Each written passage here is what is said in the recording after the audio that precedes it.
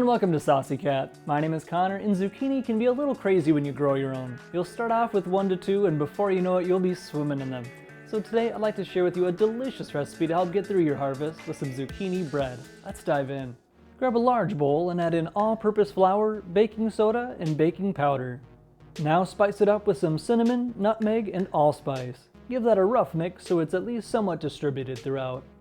Get out another bowl and let's get sweet with some sugar and brown sugar. Add in vegetable oil, almond milk, and vanilla extract. Give that a good mix until everything is combined and smooth. Mix it into our flour mixture so that there's no dry flour left.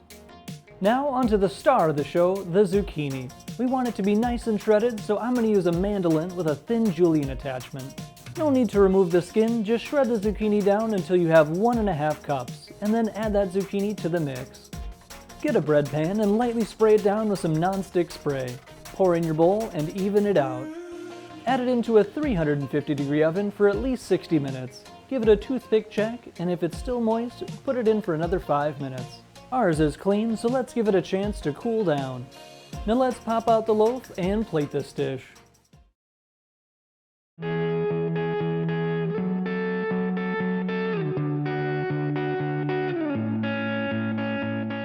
Oh boy, can't wait for this.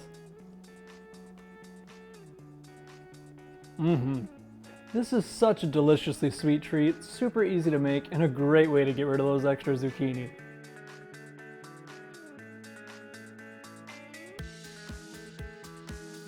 Well, that is going to do it for today. I want to thank you so much for watching. Let me know what are some of your favorite zucchini dishes in the comments down below. Like and subscribe for more, and we'll see you next time on Saucy Cat.